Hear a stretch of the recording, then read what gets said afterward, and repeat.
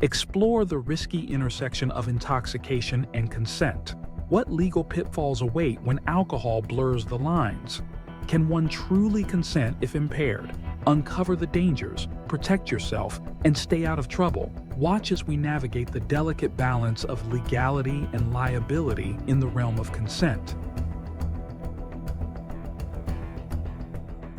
A very important area we want to talk to you about, which is fraught with significant legal problems for people, is the area of intoxication. We all know that people have been consuming alcohol and sometimes drugs and engaging in sexual behaviors probably since the dawn of time. And yes, it is completely socially acceptable and legal to invite a person out for a drink, perhaps meet them at the bar to have a couple of drinks, and later, when you're feeling nice, relaxed, and comfortable, to engage in a mutually consented act. The problem, however, lies with situations where people consume so much alcohol that they either no longer consent to sexual activity or are no longer capable of forming consent. Yes, William, that's correct.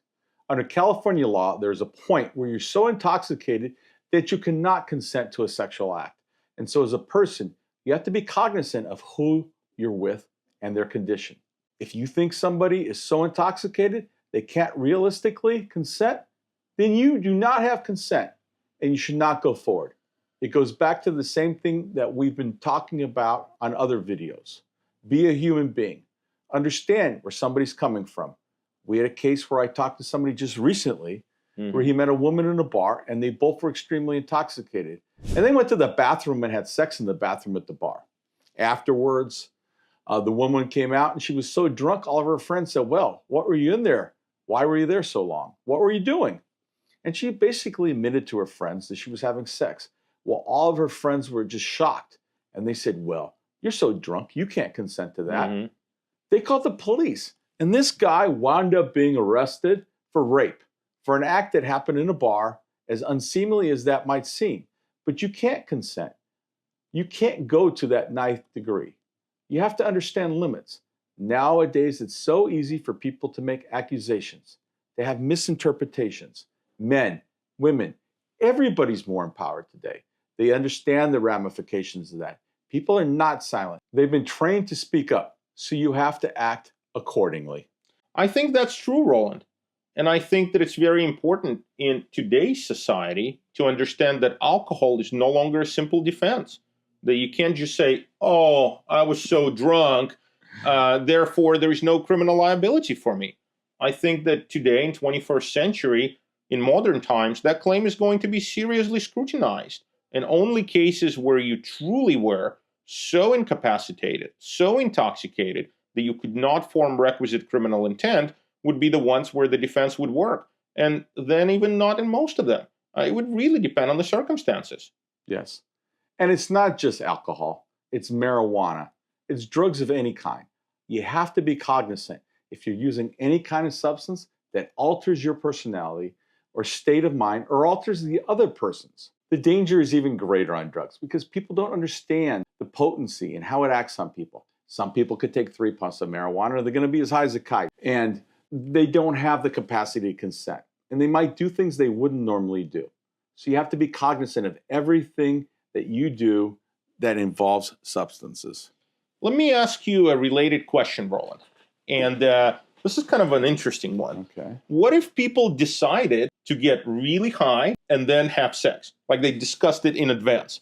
They said, "You know what? Me and you are going to get blazed. And then once we're so blazed that we feel good and we want to get together, we're going to hook up and have crazy sex. We're just going to go into a hotel room and do it." Do you think there is a legal way by which people can consent before the fact to get really high and have sex and therefore be shielded from criminal liability? That's an interesting question. So as an example, William, we had a client who had a woman. She liked to get really drunk. And once she would get drunk, and I'm talking about blackout drunk, she liked to get choked. Okay. And in addition to getting choked, she liked to almost get, let's put it, sexually abused. Let's put it that way. And he did this to her. And then The next day she called him back and said, you know, I don't remember consenting and I don't remember doing this. And then all of a sudden, lo and behold, the investigators are at his house and she's reporting him for rape. So the problem is anytime you enter in a contract that is so outside the norm, you have to be really careful. I mean, now, if I'm a jury in a case like this and I hear some evidence during the trial and it's like, well, she signed off, she can smoke as much marijuana, and then they're just going to have sex. Most jurors are going to say, okay, well, you know, they agreed to this. It's consent. But there's got to be a time where people, even when they consent, can withdraw from that consent. And I think I was just thinking about that. I think the problem with this specific scenario, Roland, is, and I think that's why the legal answer is likely no. The problem is that if you agree to use a lot of drugs or drink a lot of alcohol and then engage in sexual activity while really intoxicated or impaired, you are permanently closing the door on someone's ability to withdraw their consent later.